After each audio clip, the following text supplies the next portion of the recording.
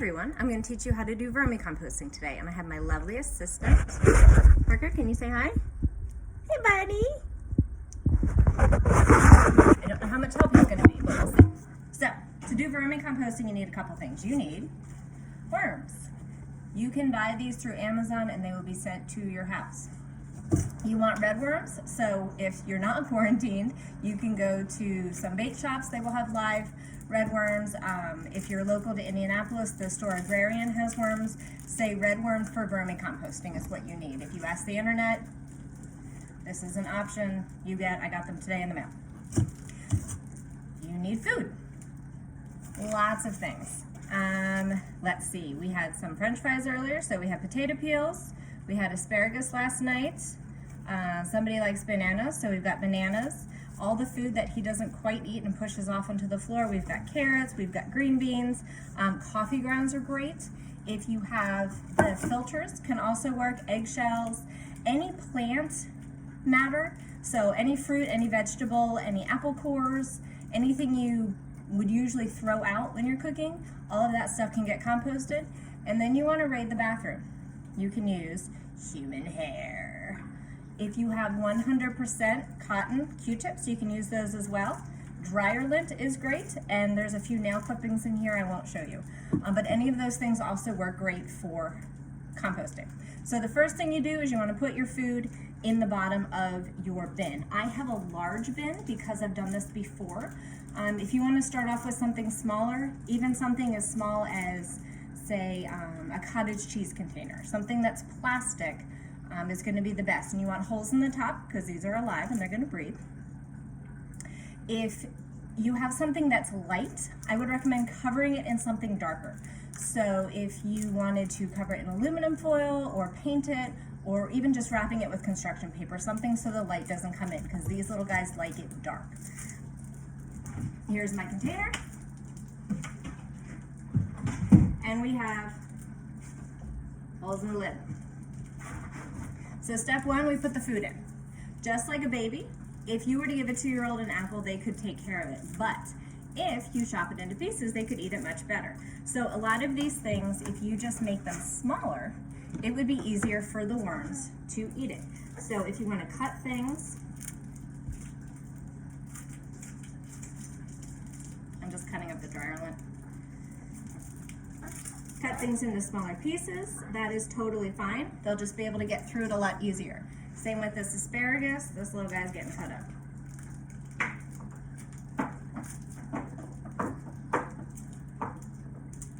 And it's kind of fun to throw stuff around. Let's see what else we've got here. We have our potatoes, we have our banana, I need to make that smaller.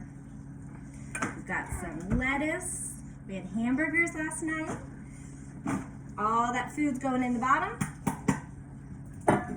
Let's make this banana a little bit smaller.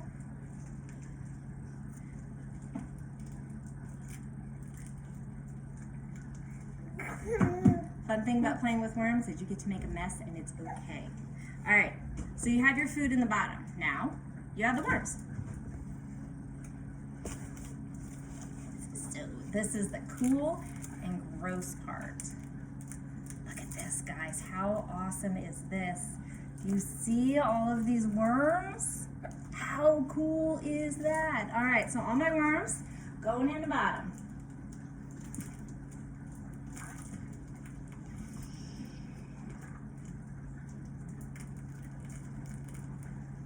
So I'll show you what that looks like. We've got the food, and then we've got our worms. And now they need bedding of some type.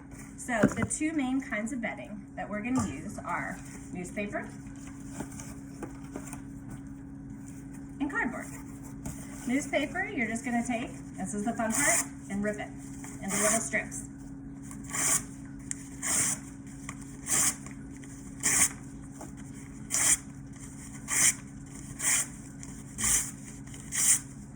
Cardboard does the same way. You can rip it into pieces. try to get rid as much of the stickers and the tape as you can.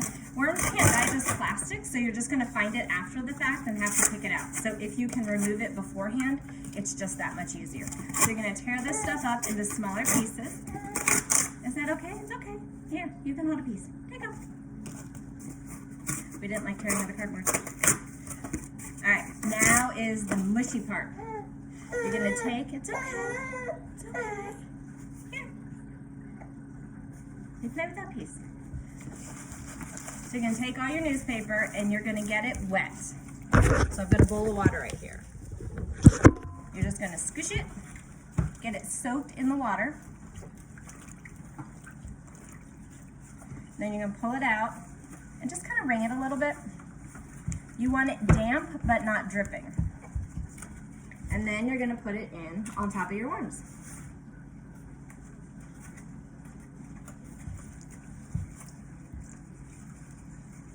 You can use newspaper. I've told my students they can use an old test or homework sheet that they didn't get a good grade on. Just go ahead, tear it up, feed it to the worms. They will take care of it. When the worms are eating and pooping like they do every day, they can actually make their weight in poop every day. Imagine if we did that. Sometimes I think Parker does that, but not quite. Worms will also reproduce every 90 days. So if you're taking care of your worms, however many worms you start with, you will have twice as many in 3 months. But they won't outgrow their container. They'll start growing, making less eggs if they notice they're getting a little crowded. So I've put all my newspaper in. I'll show you what that looks like. Ta-da! Now we're gonna put some cardboard. Same premise. You're just going to get it wet. It's a little bit awkward. Wring it out.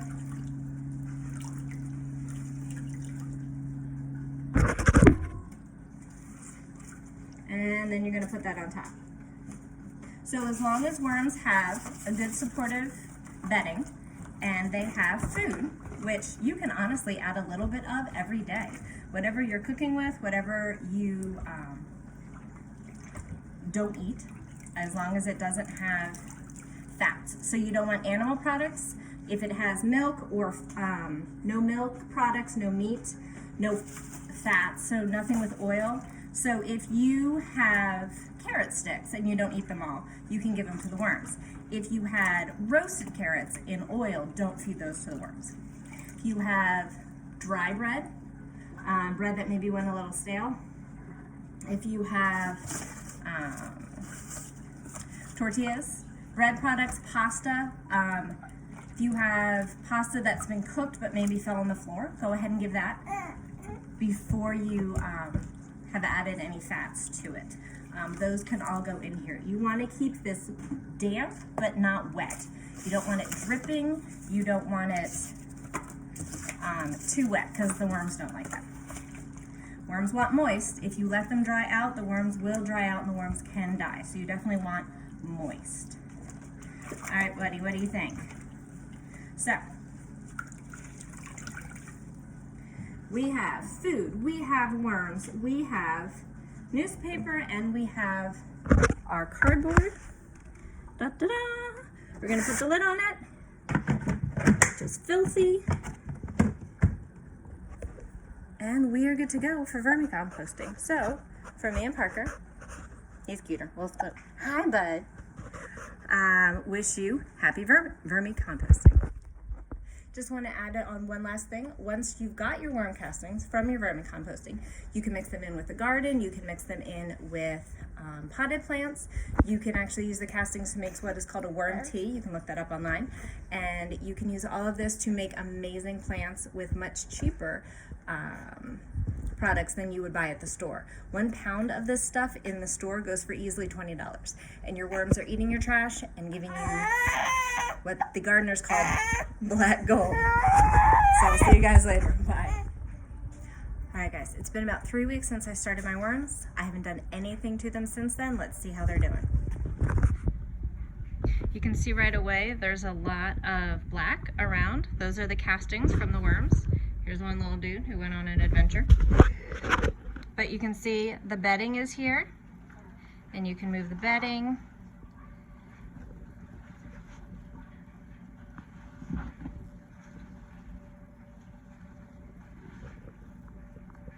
See if we can get some light going. And you see lots of worms down there, just having a blast. They don't have too much food left, so I'm gonna go ahead and give them some more food. We've got some more coffee grounds, some bread, tomatoes, avocado peels. Yesterday was Cinco de Mayo. We needed to celebrate. Now, one thing, I do have some oranges in here. Limit your citrus to a point, just because it's a little more acidic than these guys like. They do love tomatoes. So I've given them some more food. We cover them back up. If you ever notice that your bedding is getting too wet, just go ahead and add in some more. Oh, there's a whole bunch of them. Look at them go. They're so cool. Go, little guys. If you notice your bedding is too wet or the underneath part is too wet, just add in some dry bedding and it'll help soak up the liquids. So this is vermicomposting, the easiest pets you will ever have. You feed them your trash and they give you poop that you can then use in your garden. So happy vermicomposting.